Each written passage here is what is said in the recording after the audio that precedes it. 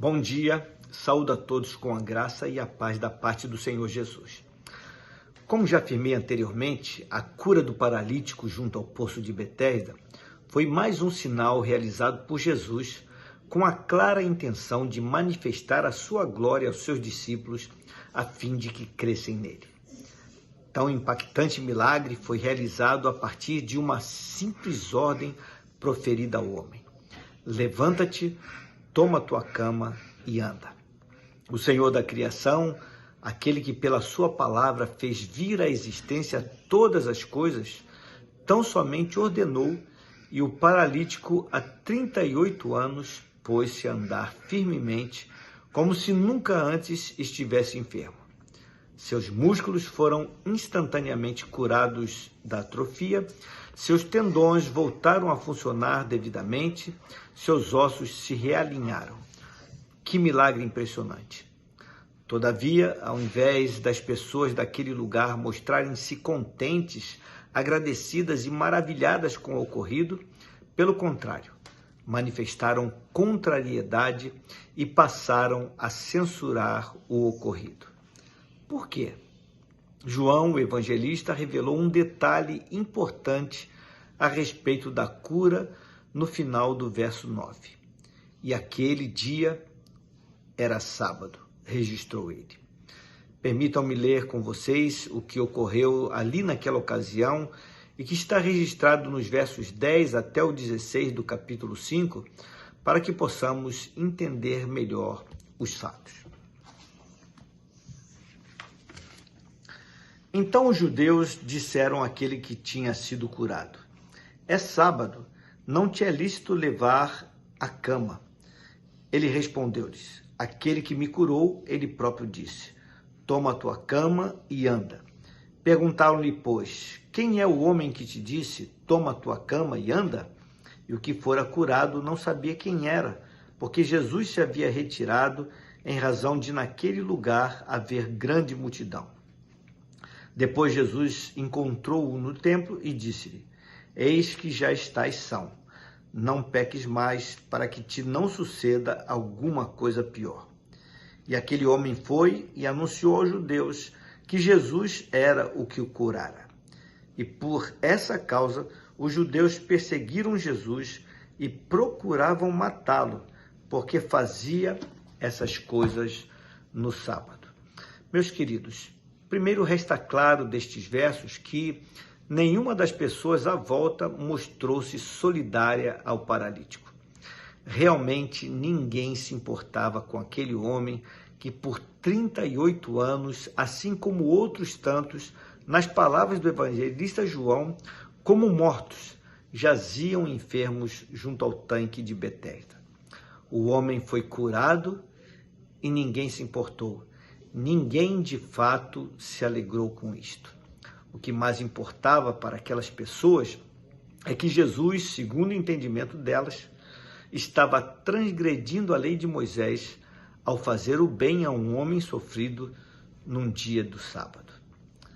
De fato, a lei de Moisés dizia que nenhuma obra deveria ser realizada no dia de sábado por ter sido consagrado por Deus como sendo dia de descanso. Todavia, o espírito de tal mandamento consistia em separar aquele dia para descanso e culto a Deus. Mas os judeus haviam se apegado à letra fria, esquecendo-se deliberadamente do sentido da mesma. Jesus curou no dia do sábado, não somente nesta ocasião, mas em muitas outras. E numa delas, o fez dentro de uma sinagoga que era um lugar de culto para os judeus. E antes que as pessoas se levantassem para o censurar, adiantou-se e perguntou, conforme vemos registrado no Evangelho de Lucas, no capítulo 14, no verso 5.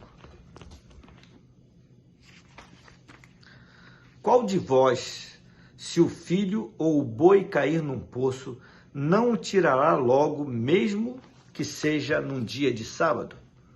E Lucas registrou a reação de todos ali presentes no verso seguinte. A isto não puderam responder. É que ninguém, em sã consciência, deixaria de prestar socorro em tais situações. Aquelas pessoas agiam de maneira hipócrita. Seu temor a Deus era desprovido de verdadeira sinceridade. Preocupavam-se mais com a letra fria da lei do que com as pessoas.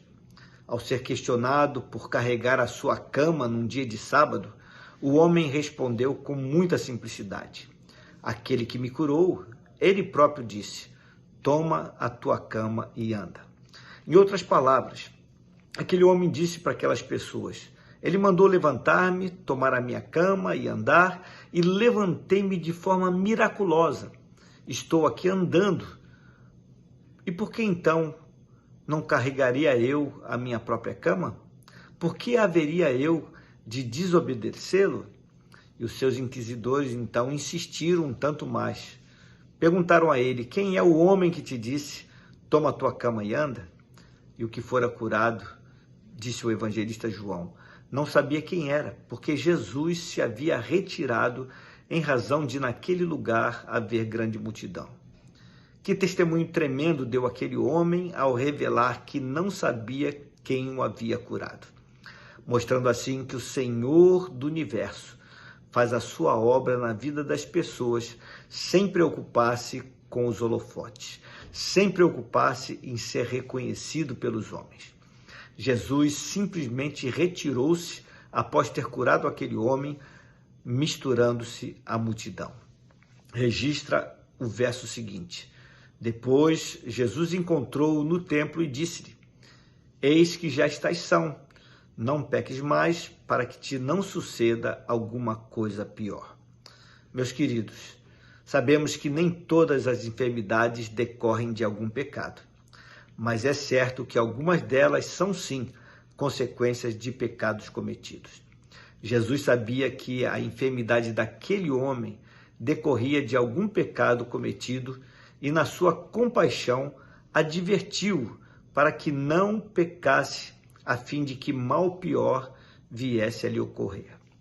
Jesus quis fazê-lo entender que o pecado sempre gera consequências muito graves, até porque aqueles que morrem em pecado estão condenados à ira e à angústia eterna. Certo homem de Deus assim afirmou a esse respeito. Permitam-me ler. Abro aspas. É muito mais sério pecar contra a graça que pecar contra a lei. Jesus mostrou seu maravilhoso amor e sua misericórdia para com esse homem.